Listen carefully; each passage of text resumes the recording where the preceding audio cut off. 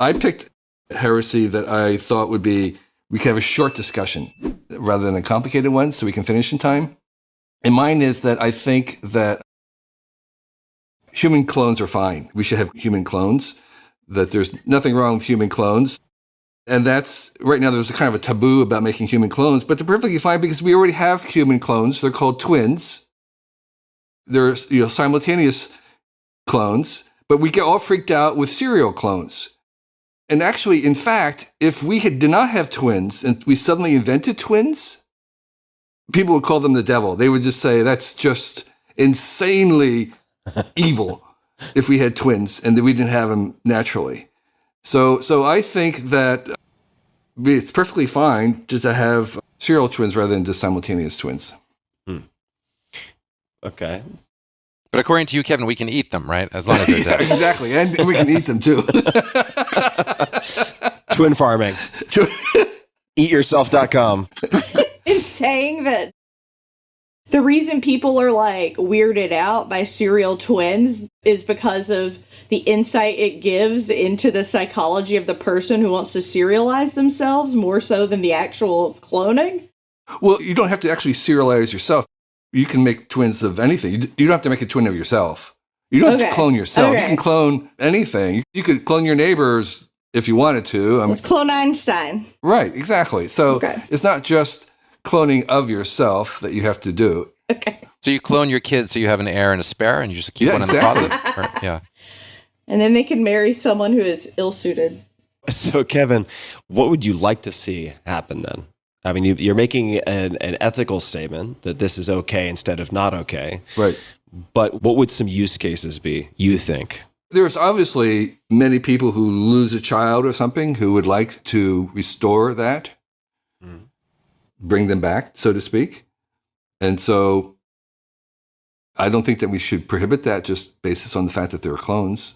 Mm-hmm. But Kevin, can I ask a question about that? I mean, what's at a deep level, I understand that people have that instinct, but what's the advantage of that relative to a non-cloned? Because the new clone, like identical twins, won't actually be the same person. Exactly. They might look alike for some period, but they won't be the same person. And so if you had, let's say you lost a child and chose to have another child, I think if someone said, we lost our child, we decided to have another child, none of us would think, what a terrible ethical reaction. We would think, oh, that's very understandable. We wouldn't condemn it. But that's because they would be acknowledging that it wasn't going to be the same person all over again. Yeah. And even if they named the child the same thing, we might raise our eyebrows quietly amongst ourselves, saying, "Gosh, don't they want this child to have its own identity?" But we probably would let that go too. After all, we don't get too upset when people name their kids after themselves. Sure. We know that they don't really mean that that's going to be their kid's going to be a mini me. Yeah. So I don't know. I guess what I'm wondering is, what's the added value there? I understand people have the instinct, but why is it any better than just saying, just have another child if you feel that way? I think you're right. I think there's going to be a lot of self-correction that in the sense that people would understand that clones are very rarely possible to have an identical thing. And so there would be less maybe demand for it, but it would be another choice, another option. And there might be times when it worked out. I just don't think it should be a prohibition. The reason why there's a prohibition is there's a fear that they're going to be taken over, that our lives would be full of clones and that there'd be nothing but clones. And so where does the prohibition come from?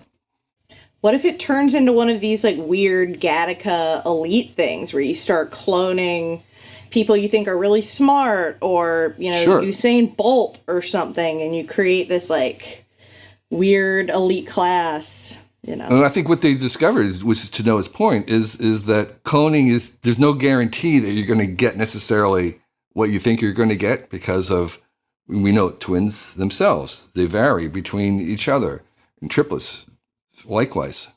I think you see often how something which is super well-intentioned can run afoul of what actually is best for society. So you take the example of sperm donors and who are trying to help families get pregnant or single mothers conceive, and then you end up having these cases where there are either doctors or individuals who ultimately have 500 children out in the world, which is a deep, deep disservice, obviously, to those children, because now you need to get genetically tested when you start dating someone to make sure that you're not dating your half-sibling.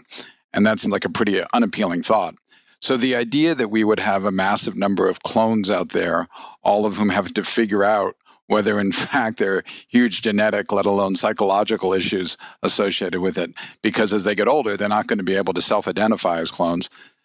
Doesn't that worry you? What do you mean? Well, because even identical twins relatively rapidly don't always look alike. And so you're not immediately going to be able to know who's your sibling, who's not, whether you're intermarrying and doing all sorts of things. So from a genetic perspective, it doesn't seem like a particularly wise thing for the species to have thousands and thousands of people who have the identical genetic code.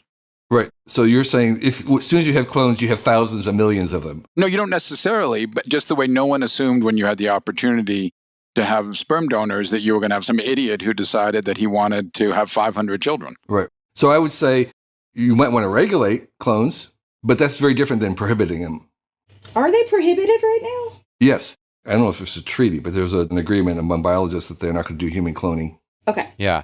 I mean, I think one of the reasons for that worry is the kind of worry that, well, both of the worries, both Josh's worry and Maggie's worry, that we're worried about people, trying to make tweaks to the clone and then tweak the clone so that they develop the germline in new ways. And that has both risks and ethical side. But I wanted to ask, just taking on your core case, I think the best thing you could say on the opposite side, you almost have to say this, is there's something about human reproduction that should include recombination and the randomness that comes out of that recombination. Because we're not saying it's completely random, because we let people choose who they're going to have kids with. If we're able, we want to let people choose. Mm-hmm. And so we're letting people decide within some boundary who they're going to mix their genetic material with.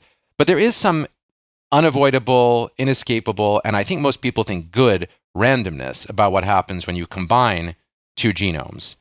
And I guess that question would be, what do we lose if we give that up? And I think what we lose at some basic level is the beauty of human variation. And the thing about twins is that that's also a product of the randomness of human variation, especially identical twins. Well, not really. VF, there's a huge preponderance. But those aren't identical twins. Almost always fraternal. Exactly. And I'm talking about identical twins. Right. Yeah. Exactly. Identical twins are themselves. It's a rare outlying random experience. So my argument would be that we shouldn't, as a society, want to encourage human reproduction that it doesn't have that element of randomness, because it encourages us to believe that we can plan out in advance what someone's going to look like, and from there, what their life is going to be like in some way. And it's already bad enough. I mean, I'm a parent of teenagers. Yeah, I'll just close, I'll shut up. I'm too invested already in what my kids turn out like. I need to be, every day I wake up and try to be less invested in that. And here it just feels like an invitation to people to be more invested. Well, no, and just to your point, the societies that have tried this most closely, which are the royal families of Europe, it's inevitably ended badly.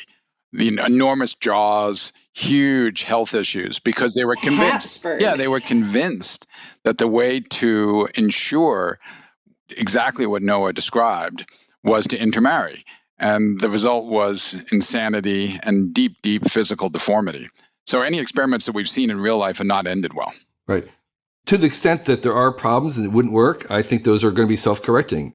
You would say, okay, we don't want to do this, or trying to engineer this always has trade-offs, and whatever we're going to try to eliminate this disease, Parkinson's, Alzheimer's, there is inevitably going to be some trade-off if you eliminate that kind of a gene from your clone.